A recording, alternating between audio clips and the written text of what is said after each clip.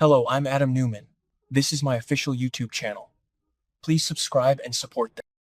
The Young and the Restless Spoilers. Welcome back to our channel, besties. Today is a beautifully chaotic day to dive back into the madness of Genoa City. And honestly, I am barely surviving the drama.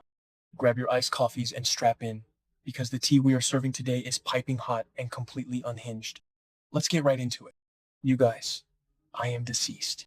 Stop what you are doing right now, drop everything, because we need to talk about this now. I am literally shaking. My soul has actually left my body, and I am not okay.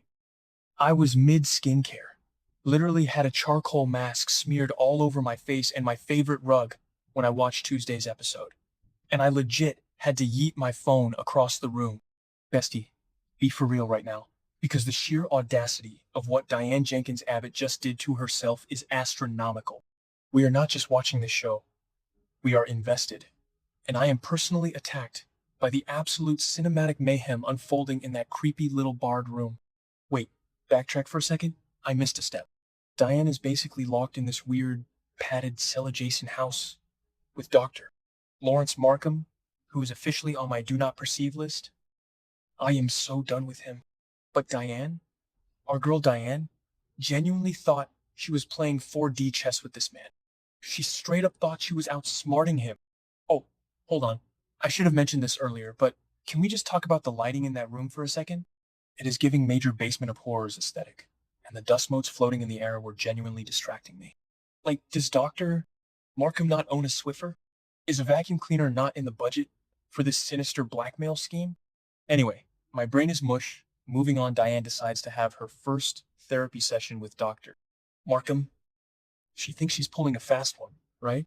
She thinks she can fake being compliant, pretend she's getting better, and manipulate this shady psychiatrist into letting her go. Which is honestly so unhinged, considering the man has literal bars on the windows and books by Dr. Alan Laron just casually sitting on the shelf. Did I say that yet? Ugh. Wait, I'm glitching. Okay, back to the main event. Diane sits down, and instead of just giving him surface-level fluff to throw him off the scent, she genuinely starts spilling the deepest, darkest tea about her marriage to Jack. I am literally hyperventilating right now just thinking about it. Diane starts opening up about her deep-rooted insecurities regarding Jack Abbott. And let's be real, Jack has not exactly been husband of the year lately. She tells Markham that she has always felt insecure in her relationship with Jack, constantly waiting for the other shoe to drop, constantly feeling like he could abandon her at any second. And don't even get me started on the vibes of this confession. She is crying, she is vulnerable, and she is basically handing Dr. Markham the keys to her psychological destruction. She admits that she always imagined Jack would be drawn to someone else, and that if he ever betrayed her, her twisted brain would convince her it was her own fault because of her past shortcomings. Like, Diane, girl, no. Do not give this man your trauma. He's not a real therapist. Wait, I have to scream into a pillow for a second. Screams, okay, I'm back. Because then she brings up the yacht. The yacht. You guys. She starts talking about walking in and catching Jack in bed with Patty Williams. Patty freaking Williams. The woman who's literally outside right now paying off Dr. Markham with envelopes of cash and blackmailing Jack for sex. Patty is straight up running a sinister blackmail scheme, showing Jack staged photos of Diane in a padded cell, and Diane is in here crying about how Jack sleeping with Patty broke her. I mean, I would be broken too, bestie. If I caught my man with Patty on a yacht, I would burn the yacht down. But Diane sees this event as the ultimate proof that Jack never truly forgave her for her past sins.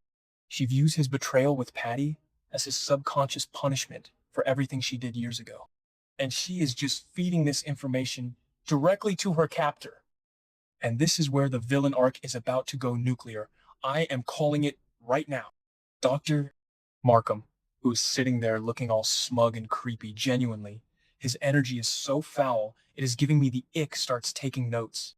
Not literal notes, but mental notes, because he is a psychological predator. Diane thinks she is manipulating him, right? She thinks by showing a little vulnerability, he will trust her and lower his guard. But she's basically digging her own grave. Dr. Markham flips the script so fast it gave me whiplash. He leans in, and validates her. He tells her that Jack did betray her trust, and that it is completely normal and justified for her to feel this immense heartbreak. He starts feeding her own insecurities right back to her, wrapping them in this fake, therapeutic empathy that is straight up terrifying. Send help. My soul has actually left my body. Diane, caught up in her feelings, makes the most fatal error of this entire storyline. She looks at Markham, tears in her eyes, and confesses that she can never forgive Jack. She says the words out loud, "I can never forgive him." And boom, the trap snaps shut. You can literally see the sinister gears turning in Markham's head. He has exactly what he needs. He doesn't need to force her to stay by just locking the door. He is going to psychologically brainwash her into thinking that staying away from Jack is her choice. He's going to convince her that leaving Jack, abandoning her life in Genoa City, is the only way to protect her peace. And Diane just handed him the blueprint. She literally handed him the loaded gun to shoot her own marriage. I am so unwell. I am physically vibrating from the sheer audacity of this plot twist. Diane thought she was the puppet master. She thought she was playing a prank on Doctor Lawrence, tricking him into a false sense of security so she could escape. But she is stuck in a terrifying new situation of her own making. She literally built the cage and handed him the padlock. And the irony of it all is just too much for my fragile heart to take. She thinks she's surviving, but she's actually sinking deeper into this psychological quicksand. I am spiraling over her choices. Like, Diane, you survived faking your own death. You survived coming back to town and facing the wrath of Phyllis and Nikki. But you are going to let this discount therapist outplay you? Absolutely not. I am manifesting a total dumpster fire by the next update because this cannot be how she goes down. Oh, hold on. Wait a minute. My brain just connected a dot. Did I mention the books by Dr. Alan Laurent earlier? Yes, I did. But let's circle back because I am glitching again. What if Dr. Markham is Martin Laurent with a new face? Patty Williams has a history of plastic surgery, identity theft. Hello, Emily Peterson. What if Patty helped Martin change his face to look like Markham? And now he is unleashing his weird psychological torture on Diane just like he did to Sharon and Phyllis. If this is true, Diane is in so much more danger than she realizes. And Jack is out there running around with Kyle, cluelessly talking to Detective Burrow, while Patty is trying to recreate yacht magic and holding Diane's freedom hostage. The stakes are astronomical, you guys. I am genuinely sweating. I genuinely cannot deal with the men in this town. Jack is on my do not perceive list, right next to Markham. How do you lose your wife, get blackmailed by your unstable ex, and still have no idea that your wife is being held hostage and gaslit into a divorce? Bestie, be for real. Jack needs to wake up and smell the espresso at Crimson Lights. And Diane, sweet, manipulative, brilliant Diane.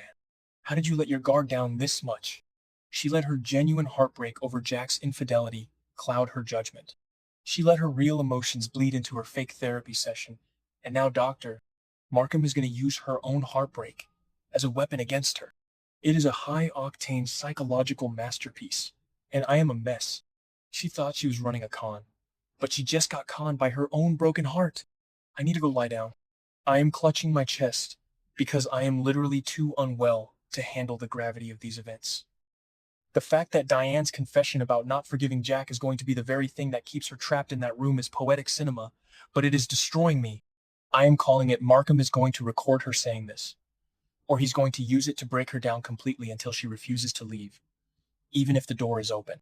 Manifesting a rescue mission with Sharon and Phyllis right now, because Diane cannot save herself at this point. Her own insecurities are literally the bars on her windows now. Okay, I have to go finish my errands before I start screaming in the middle of Target. Keep your eyes peeled, besties, because this saga is now my entire personality and I am not okay.